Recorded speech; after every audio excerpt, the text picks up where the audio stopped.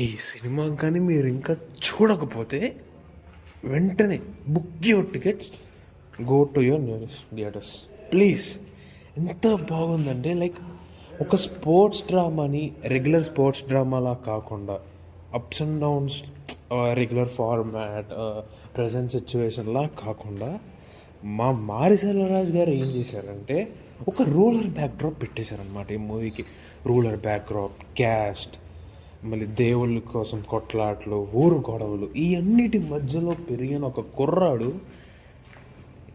Indian లెవెల్కి, Indian national like India టీంకి select అవ్వడమే ఒక గొప్ప విషయం. అంటే జపాన్ వెళ్ళి కబడ్డీ అలా ఆడాడు, అది ఇంకో గొప్ప విషయం.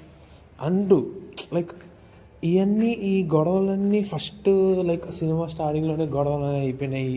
ఈ అడ్డంకులు అలా కాదు, ఈ కబడ్డీ కోసమే గొడవలు జరుగుతున్నట్టు ఫీలింగ్ వచ్చేస్తుంది మీకు. లైక్ ఈ కబడ్డీ వేరు, ఆ గొడవలు వేరు. కానీ ఈ గొడవలన్నీ దాటుకొని క్యాస్ట్ ఏమీ లేకుండా ఒక నార్మల్ చాలా కింద స్థాయి కుర్రోడు ఇండియన్ టీం కబడ్డీకి ఆడాడు. It's a great thing. ఆ గ్రేట్ థింగ్ ఒక రూరల్ బ్యాక్డ్రాప్ పెట్టేసి మారి సెల్వరాజ్ గారు తన లైక్ ఈ మీరు ప్రీవియస్ ఫిల్మ్స్ కూడా చూసుకుంటే కర్ణన్ కానీ మామన్ కానీ సేమ్ ఈ ప్లాట్ అనేది ఉంటుంది, క్యాస్ట్, రిలీజియస్ గొడవలని. లైక్ తను ఒక ఇంటర్వ్యూలో చెప్పారంట, నేను ఆ కైండ్ ఆఫ్ ప్లేసెస్లోనే పుట్టి పెరిగాను.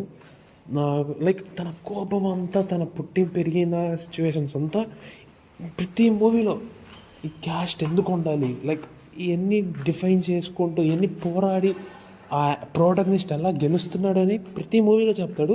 ఈ మూవీలో కొత్తగా స్పోర్ట్స్ డ్రామాలో చెప్పాడు. It's a very great thing. మనం ఒక లైక్ మనకు ఒక వెట్రిమారన్ గారు తెలుసు, ఒక పారంజిత్ గారు తెలుసు. ఇప్పుడు మారి సెల్వరాజ్ గారు ఇంకా ఫామ్లో వస్తుంది. లాక్డౌన్ నుంచి కర్నల్లో ఫామ్ ఉన్నారు. ఒక పారి పాండేలు ఏదో ఉంటుంది ఆ మూవీ, సేమ్ అది కూడా ఇలానే ఉంటుంది.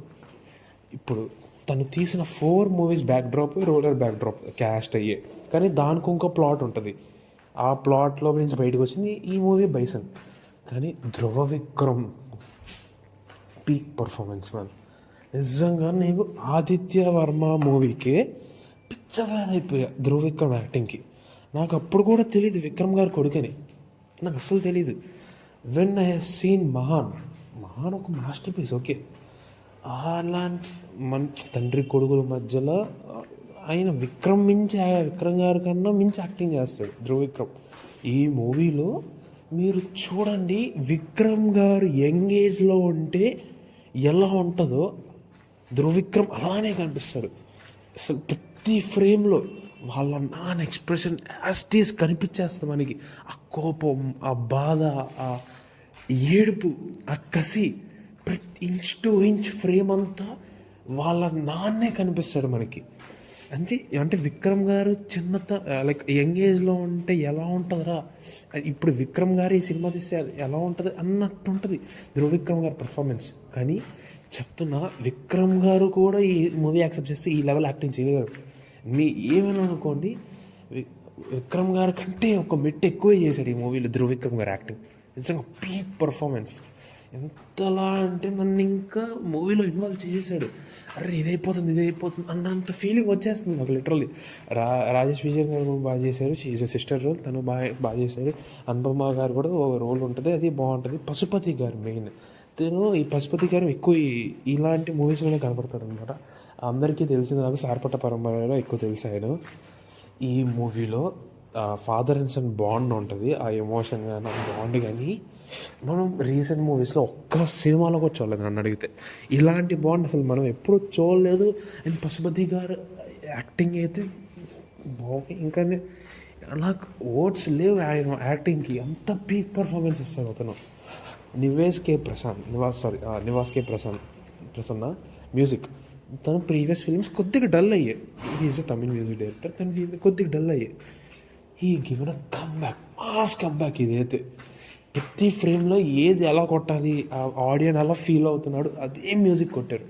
విజువల్స్ మొత్తం top notch, each to each ప్రతి క్రాఫ్ట్. ఈ మూవీ బాగుంది.